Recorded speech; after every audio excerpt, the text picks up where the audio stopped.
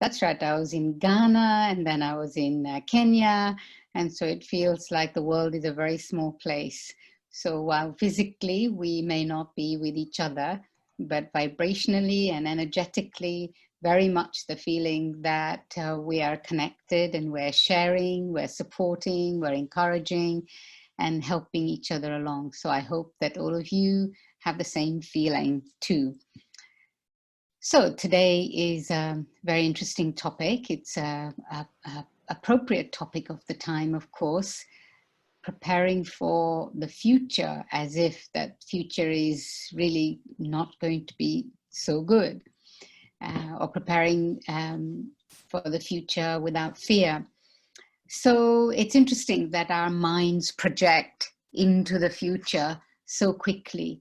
Our tendency seems to be we kind of, you know, regret or cause sorrow to ourselves by thinking about the past, and we seem to be engaged in worrying about the future. And so what's happening at the present time? This is the big question to ask ourselves. And time is time kind of spiral, or is time linear, or is time cyclic? Because we also know that that which is the present was the future, and that which is the past was the present. It was also a future, and that which is the future is also going to be the present and will become the past. And so in a sense, it's all interconnected. There is no separation between the past, the present, and the future. And so thinking about it along those lines, it's very interesting, I think, to think about what it is that we need to do and we can do. So anyway, let's just come together, be present here in this space, and commit ourselves to being here. And spend a few minutes in silence together, focusing our minds. On the one hand, there are the advantages of these facilities to connect and to be sustained spiritually. But also, I suspect some of you are sitting in your kitchen, some in the lounge. I was seeing the other day when I was talking to, I think it was Ghana, and somebody was out jogging and he was listening as he was jogging. And at one point, for some reason, he put his camera on, and I could see this, you know, image going like this, and I knew what he was doing. So whether we're out for a walk or whether whatever, if you are out for a walk, if you are jogging, if you're cooking, whatever it is that you're doing, let's just sit down for a few minutes, become stable and still and quiet, clean the slate of the mind so that we can concentrate, we can assimilate. And as we listen, we can also observe ourselves too. So when I'm speaking, be assured that I am not just speaking to you, I'm also speaking to my own self. It's often an exercise in observing my own self, and I'm sharing not just what I think to be true, but aspects that I am also attempting to practice in my own life. I'm not necessarily entirely that which I'm speaking about, but it is something that I am aspiring to live as well. So just become quiet, take a deep breath, and notice the effect of your breath on your entire being.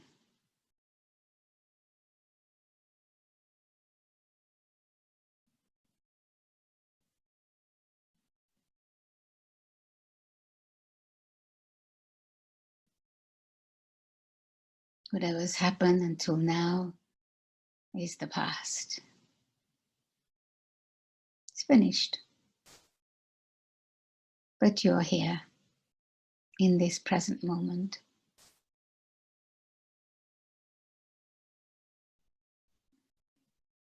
And what am I doing with this present moment? Am I subtly thinking about what I'm going to do when I finish this? Or am I anxious to move on to the next thing?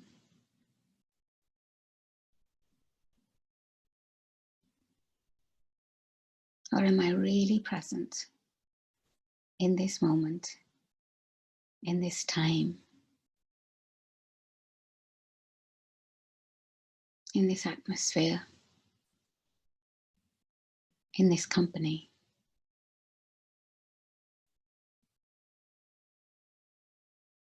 And as I become present,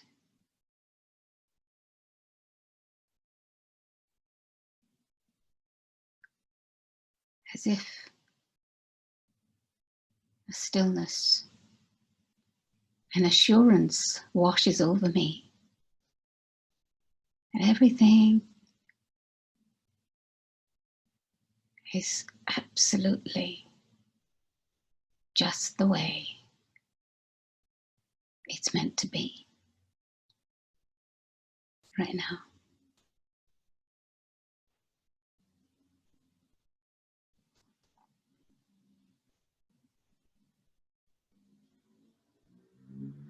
And I am rested in this awareness.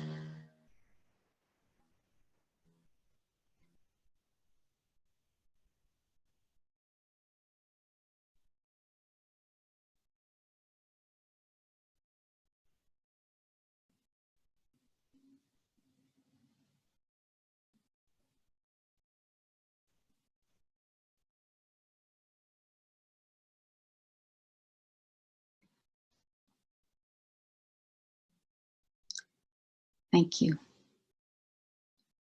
Om Shanti. Some of you may not be familiar with this expression, Om Shanti. I am the essence of peace. And really, everything in today's world is transient. Not just in today's world, everything.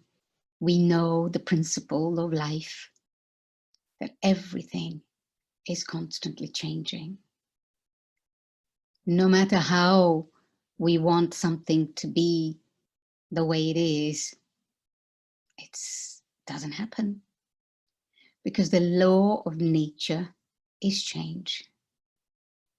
The law of spirituality is that everything is constantly changing. And in that change, we ourselves have to learn to respond to that change, or recognize our own ability to respond to that change. And so change is inevitable. You cannot prevent that. And when we understand this principle of change, and also together with change, I would say, in fact, the law of entropy, that which is new one day becomes old. You know, a piece of furniture was new and it has its sparkle, and as time goes on, it becomes old and it loses its sparkle. Whether it's nature and season, you sow a seed and the seed germinates and a beautiful tree is created, it bears fruits, and there comes a time when that tree also has to go, but another seed is always ready for the next tree to be planted. And so law of nature is this process of transformation. Everything is changing. There's only one place things don't seem to be changing. And where is that? In here. And the more we resist the change, the harder it becomes inside ourselves to cope with what's in front of us. Not only that, we know that everything is changing in many different ways or at many different levels. However, what is important, I think, to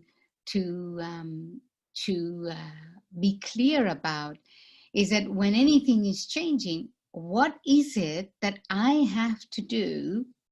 How is it that I have to be with that in order for me to be able to know that whatever the change is, it will always be there for my advantage, for my benefit, and to serve me. Now, this is a new concept. Can change be there to serve me? Even if on the surface it doesn't seem like a good thing, or it has negative connotations, or it's unpleasant, but I'm absolutely certain nowadays more than ever before that there is an advantage in that. There is benefit in that. That something deeper, more significant, and more meaningful is going to emerge out of that. And so, what are the aspects that, and we're always worried about various different aspects of our life. And we also know that you can't trust that to be always the same. I suppose that one of the first things, excuse me, is our body. We're often worried about our health, about the future of our physical well-being, and I would say nowadays of our mental well-being too. So one thing is, but we also know that as time goes on, body becomes older, and so it loses not only its sparkle, but it loses the physical strength and energy and its ability to serve us. It loses that too. It's normal, and yet our own resistance to acknowledge. I live with a few slightly older people than myself, and it's an interesting thing for me to observe and whilst they are also on a spiritual journey, and I understand that, you know, if you give up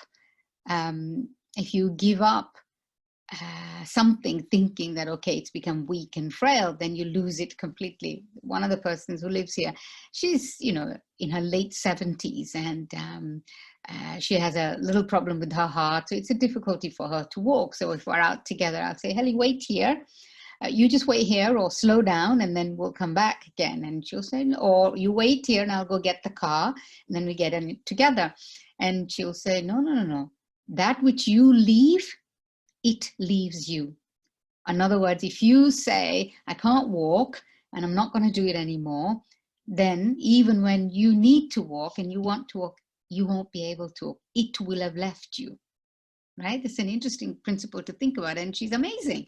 79 years old, but she will do and walk and do her own thing and look after herself pretty well. But then there's another aspect to that, is that, you know, she can not hear very well a little bit. And because she's becoming frail to some extent, she will resist this frailty. And so she becomes quite upset, or she'll misinterpret something that you say, and she'll get angry about it. And it's okay, I understand. But also there is this resistance to recognizing that, okay, it's okay.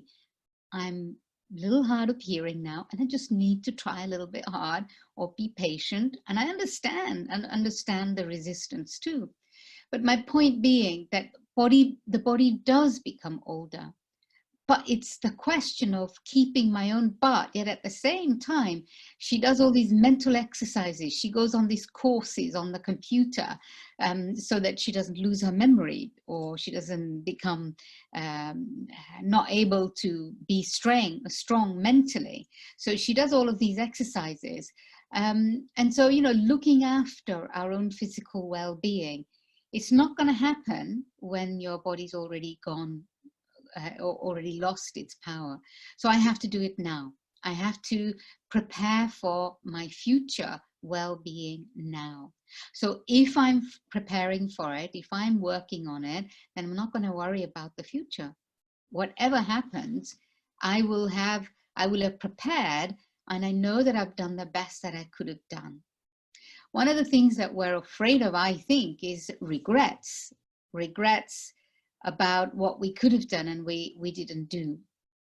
And so our physical well-being, looking after our own physical well-being, is if I eat well, I rest well, I take care of myself well, then I know that I've done what I could, and my future is going to be okay. Whatever extent it's possible, I've done my best.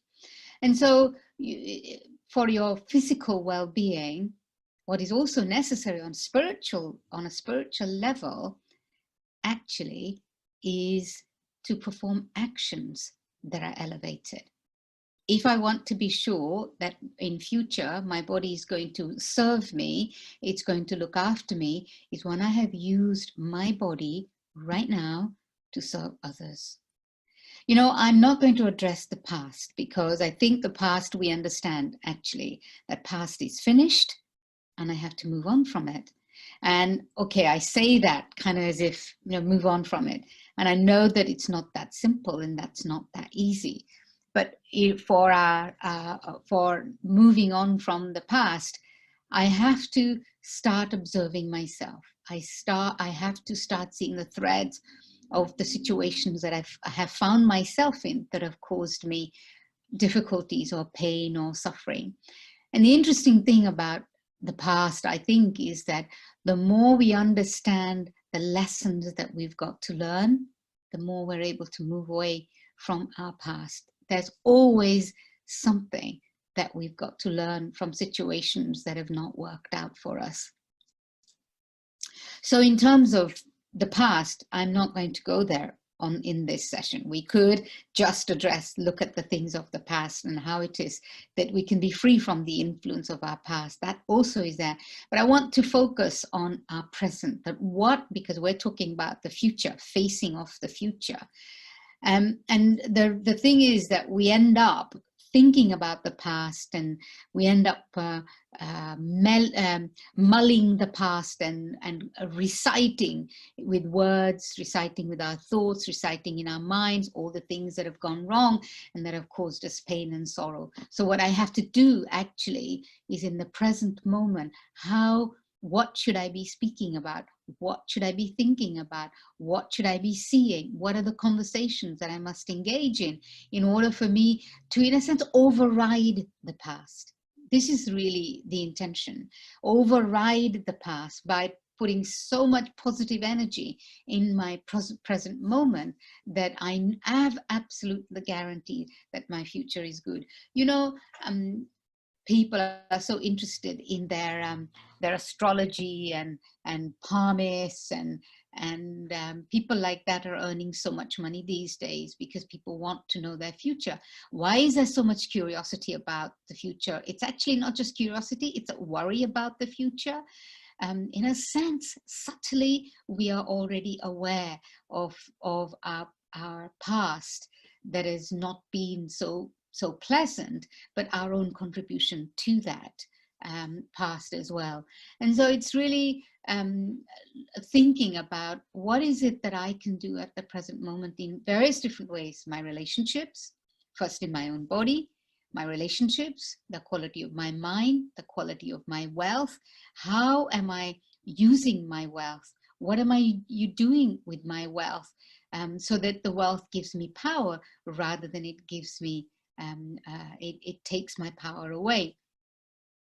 And so in terms of my own physical body, I have to engage in performing actions, physical actions that give power to my body. Instead of worrying about the body and thinking how many hours I've worked and how much I've done, and as a result become so kind of my quality of my thinking begins to affect the strength of my body. The more I engage in performing elevated actions that allow me to come closer to my own self, to my own spiritual self, actions that help others come close to God, to the divine, to the spiritual being, to the spiritual energy, the supreme spirit. These are the actions, whether it's my eyes that I use to have an elevated vision for someone, to have a positive vision. Let me be able to see their speciality, their beauty, their uniqueness, that truth, rather than negativity. And then when I see something negative, what do? I think about it. It plays on my mind over and over again. jumping to conclusions about people and their negativity, and then responding or behaving with them in an aggressive manner, or making assumptions about people and their behavior in such a way that it's then, my mind is constantly working, and then what's coming out of my mind is exactly what's in my head. And so I'm using all of my senses, my eyes, my ears. When I use my ears to, listen to gossip, when other people are ready to talk about other people, put them down. My common friendship with someone is my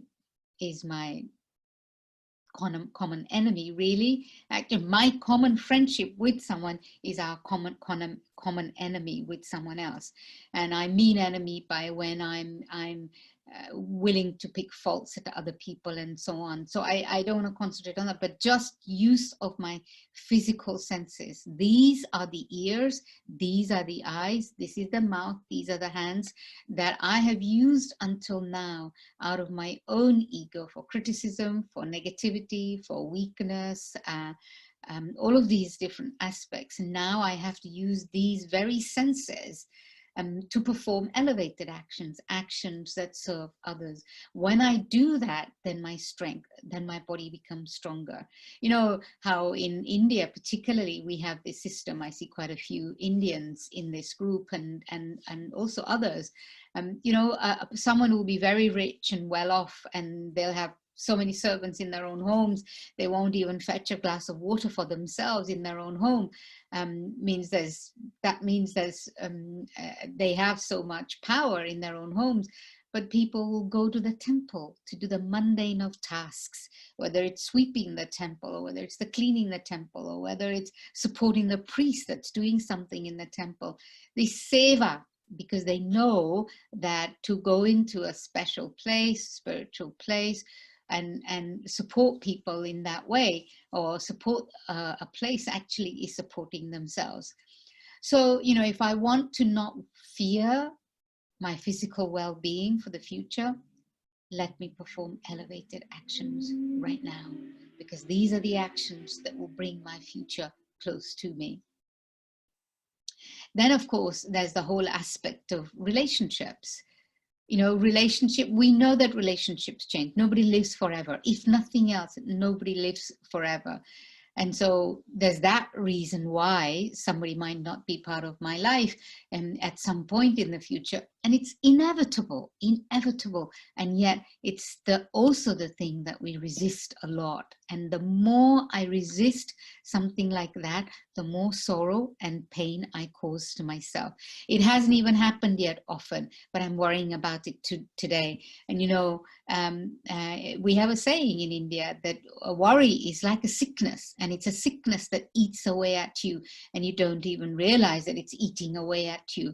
And so in terms of relationships also, though, but more importantly, we also know that when our relationships are new, when we are starting off new relationships, then they have their charm, they have their excitement, they have their energy, they have their vibrancy.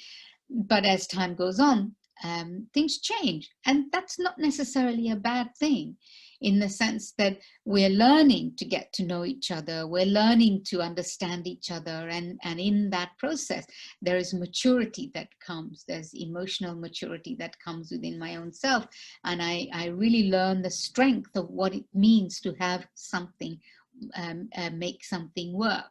But a quality, my sense is, that is very important in aspects of relationships, is honesty. And honesty, I would say, and humility.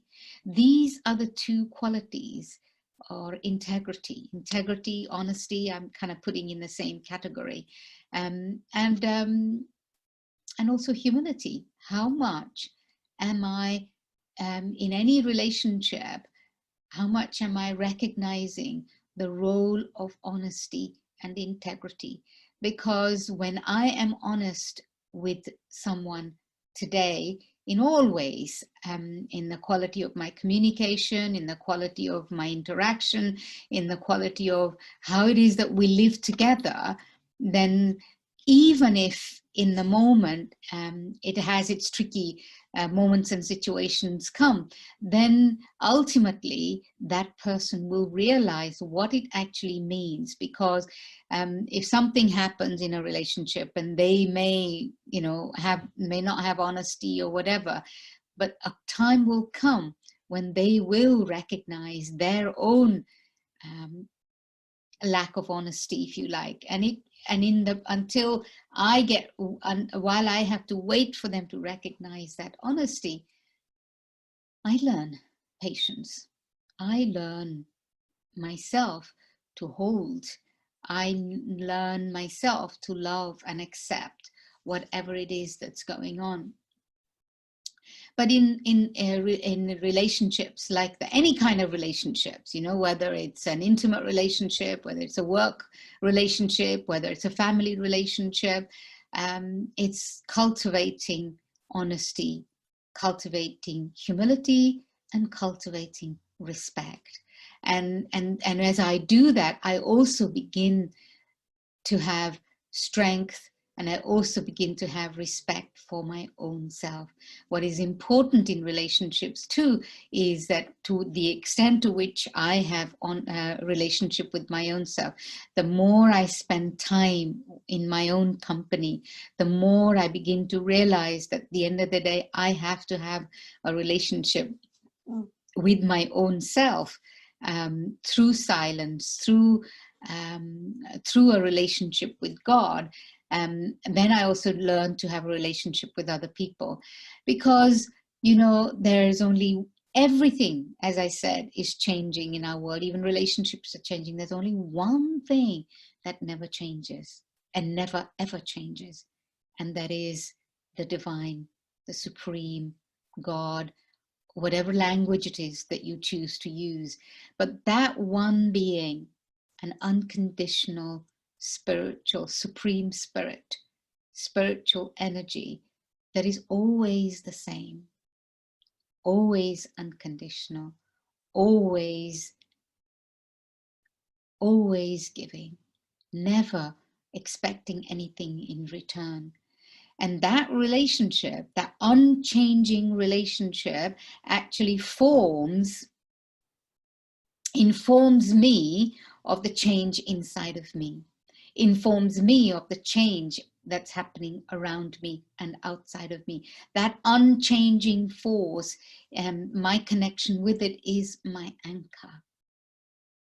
That unchanging force is my backbone and my support.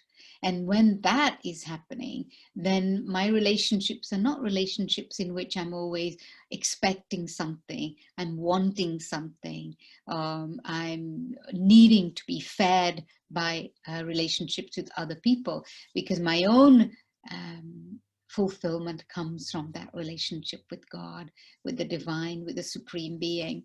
And so then, when that is my anchor, then what I share, because we all need relationships at the same time. I'm not saying that we don't really need relationships with others, but that anchor actually frees me of fear in terms of my relationships with other people. Whether I lose them, they'll go away, they'll change, whatever it is that my fear might be, or I'm not good enough in relationship with other people. There's a whole spectrum that we need to learn about in this regard as well.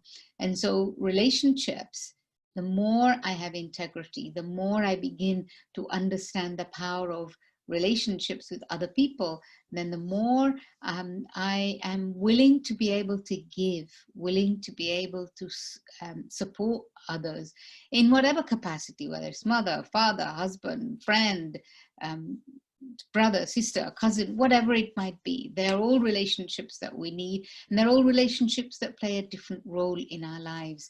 But we also know that they come and go, their quality changes, but what doesn't change inside of me is my own value for those relationships within me too. And then I know that in my future, relationships are there to for company, to be held, to be nurtured. And I also know at the same time that when I have engaged in relationships with other people, even people in the streets, it doesn't have to be the people that we're related to. I think that, sometimes I see often, for smallest things, fights break out in the streets. So whether it's on a queue or on an aeroplane or whatever, arguments break out for the smallest things.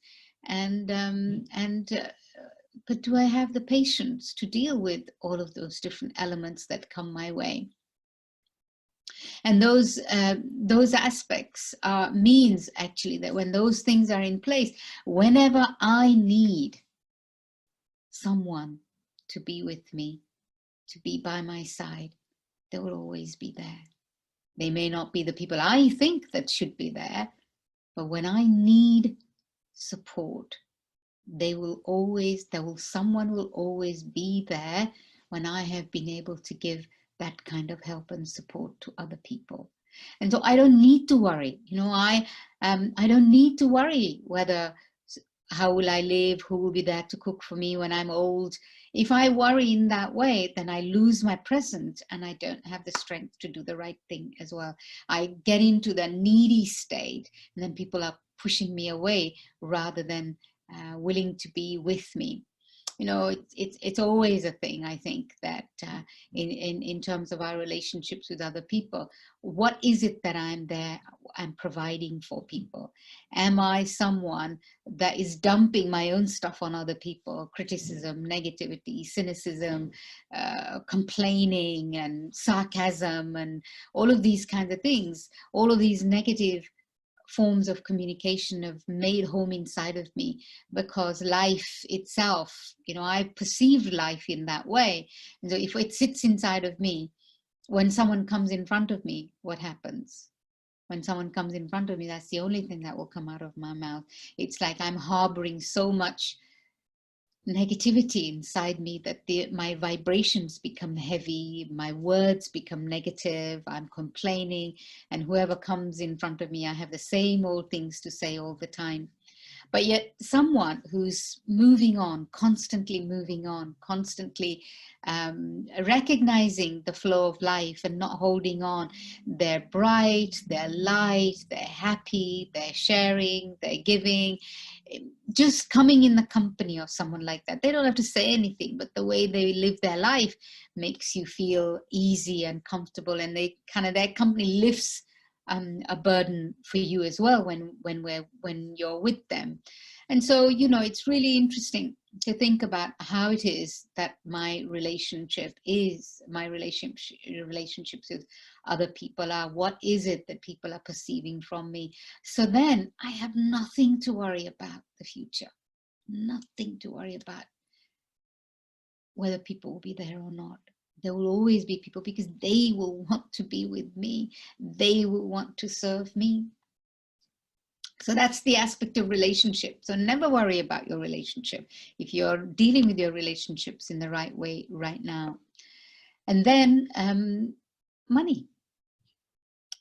It's such a, what's the word I'm looking for? The money is, it can slip out of our hands so quickly, or we can lose it.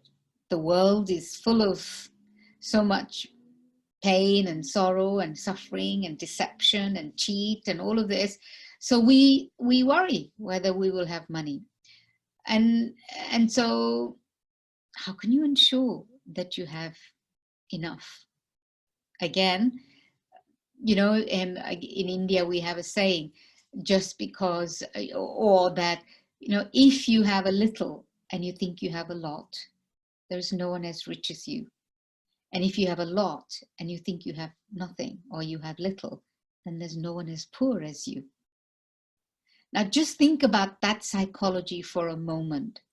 If you have a lot, but you don't think you have enough, you're miserly.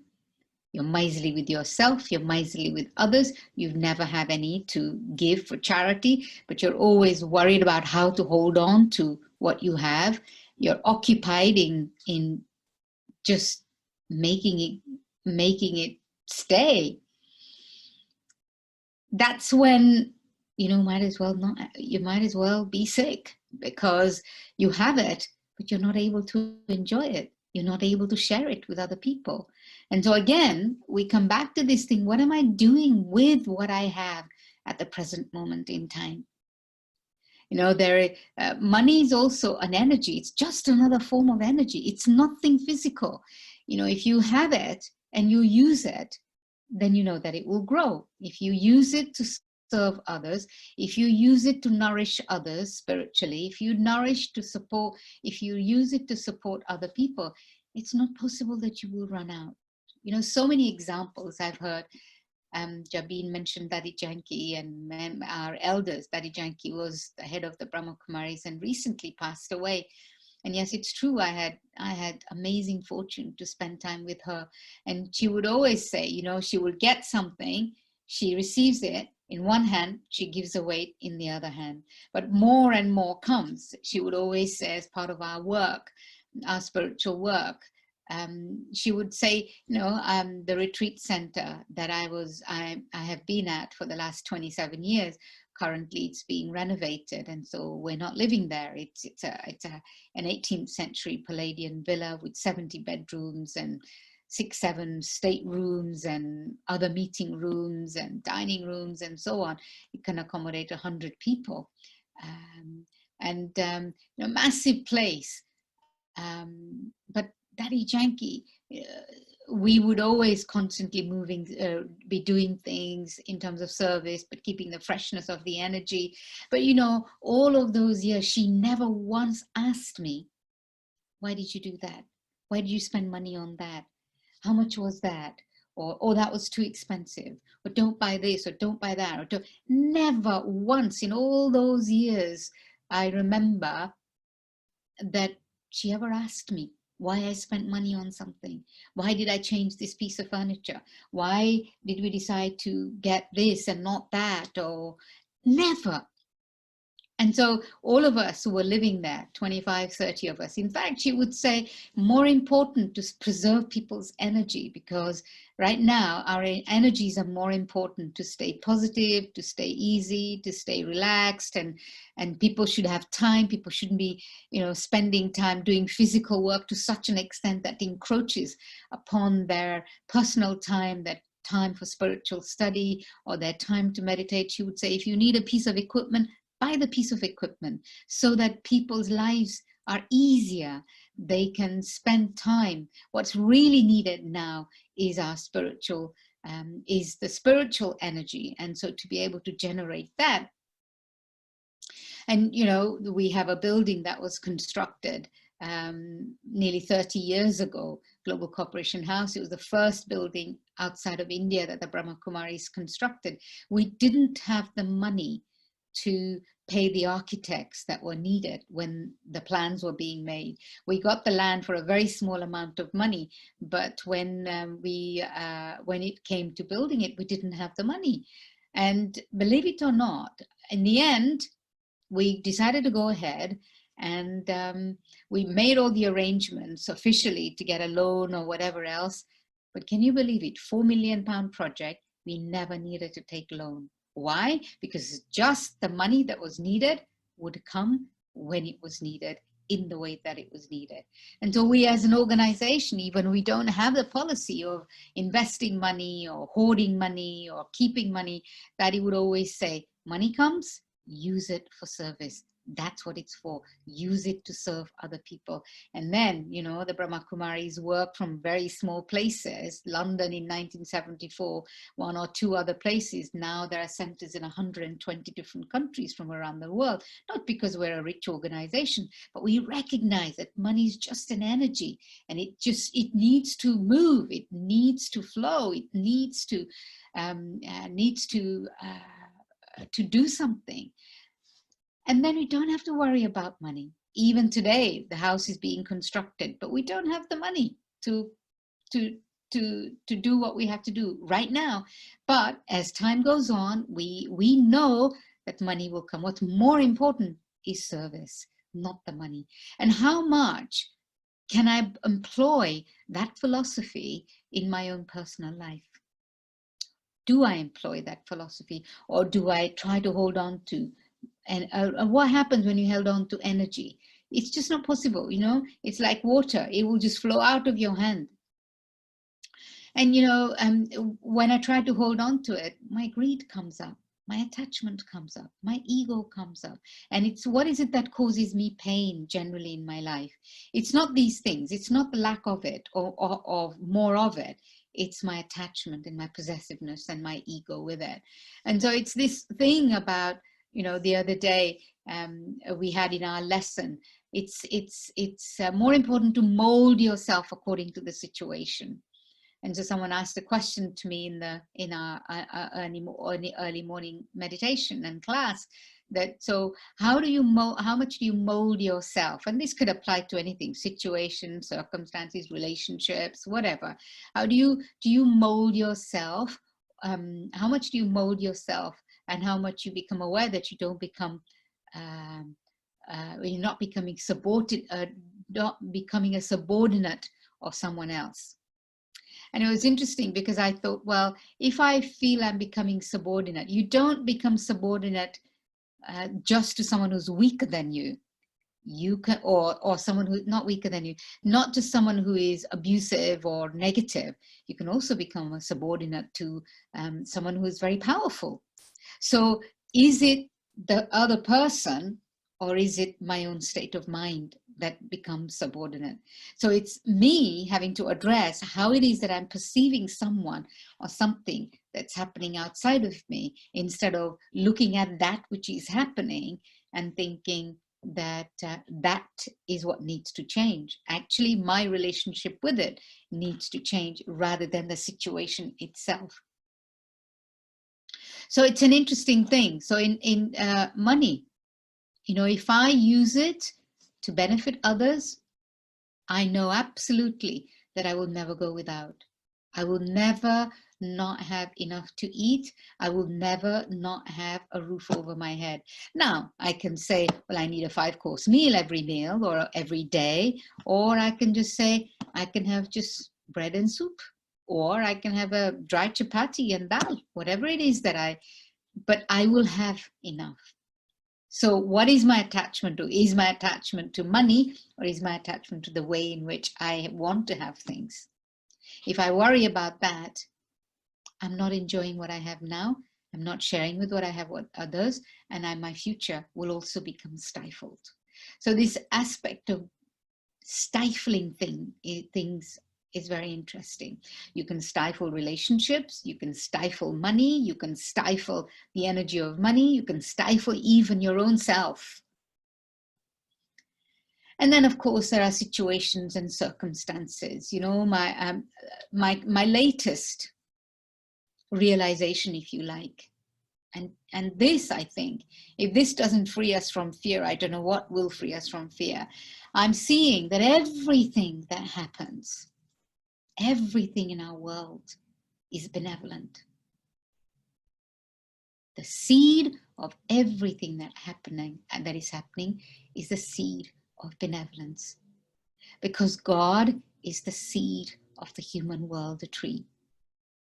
If God is the seed of the human world tree, then everything that's happening, and God doesn't sit there blaming anything, accusing anything, condemning anything. What is God's role in our lives today, in our world today? To just provide the space, provide the energy, provide the truth, provide the purity, provide the love. And as such, when you think about it, actually, everything is benevolent. Nature and elements are benevolent. Situations, and even the negative situations, are benevolent situations. And the reason why they're benevolent is because, if nothing else, they're making me strong. If nothing else, they're teaching me a lesson. They're teaching me something. But am I prepared to see those lessons? Am I prepared to grow from these situations and circumstances? Or am I so locked inside of them that those situations just become a trap for me? But I think, look at Earth. You think about the five physical elements. Five physical elements are, earth, water, fire, air, and ether. All of these elements are there to serve us. Okay, so if it rains too much, if there's earthquake, all of these things cause damage. But why has it got to that point? It's got to that point because of the imbalance that we as human beings have created. However, it's because that it's got to that point that it's got to change again and go back to its original state. Everything has to go back to the beginning. We have to go back to the beginning. And my sense that this is where we're heading now. Look at this lockdown. Look at this coronavirus. Every single country in the world is on the same page. Yes, you can see what's economy is going to be affected and all of this. Right now, our own minds, we are beginning to do things. We're learning to recognize energy. We're learning to do things that we've never done before. We are learning to recognize the power of quieting down. Would Jabin have ever asked me to come and do this if you weren't experiencing lockdown, if we were not realizing that we need to harvest these opportunities that we have to connect with each other from around the world, whoever they are. I don't think Jabin and I have ever met physically before, but somewhere she's heard about me and she's got in touch with me. Many of you have never heard about me, but here we are. We are sharing purely because of COVID-19, I think, nothing else. And so really, but if you change your vision, if you change your attitude to that of benevolence towards what's happening, you will find that your own benevolence will emerge too, because ultimately the spirit, the human spirit, is benevolent. The human spirit is that which is constantly serving, because we are this constant thinking, constant living energy. And as such, this energy we're constantly emanating, we're constantly sharing, we're constantly giving. And because we're doing that, we are benevolent. However, what we have to become conscious of is what is it that we're benevolent of or with? Or in what way are we sharing? Are we sharing the negativity that's filled inside of us? Or are we now beginning to realize this incredible potential that's hidden within us and we are sharing that? What is it that we're being benevolent with? And I think that now we begin to realize that our potential for benevolence is huge, enormous, unlimited, vast. And so really, it's using the opportunities, using what we have in the way that so that we are able to harvest all opportunities that come our way. And there's nothing but benefit, nothing but benevolence within all of that. So just sit comfortably and relaxed, alert. Let's take a few deeper breaths, keeping in mind some of the things that we've shared. If you're used to closing your eyes, that's fine. If you want to keep your eyes open, and just rest your eyes on the screen and the center of the forehead, that's also fine. I will go from one to the other.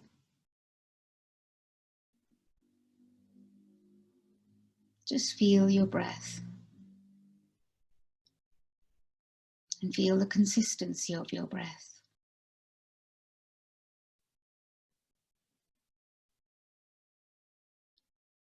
Feel the energy of your breath. Feel your breath giving life to the body.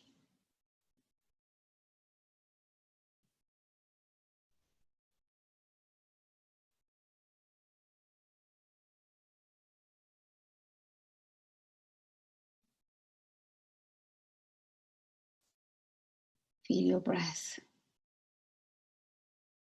as this breath, Pran,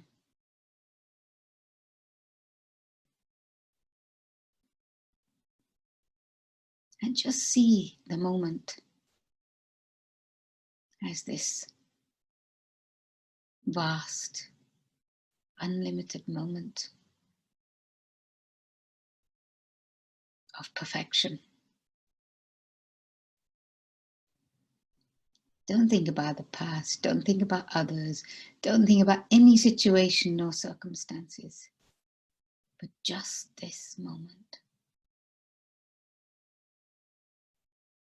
How right, how precise, how accurate.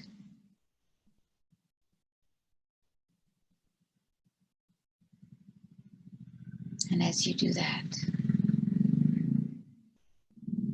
it's as if you yourself feel the sense of solid presence of yourself,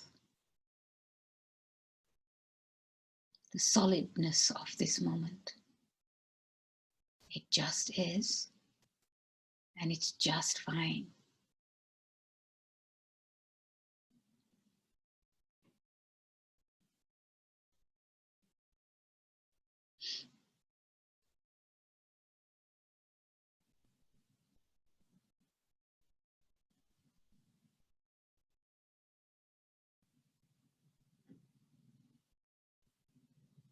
And it is here that I recognize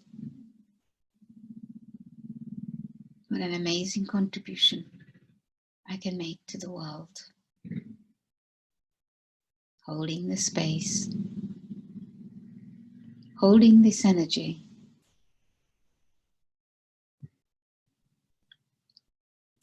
and I become aware of peace, the energy of peace, or silence, of depth.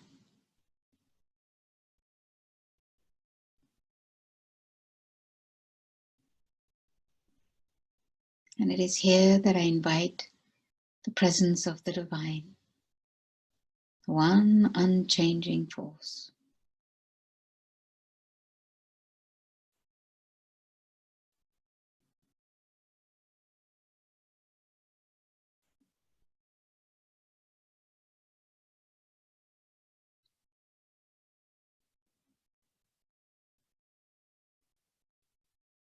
I feel God's presence of love, presence of peace,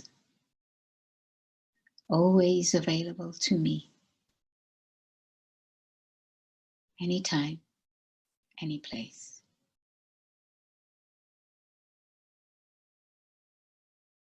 And it is this that becomes the precious power, my place of safety.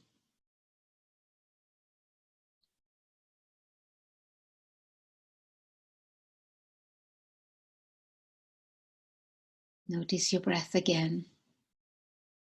Notice your breath. Hold you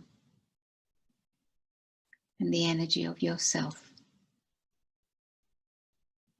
Become completely still and stable.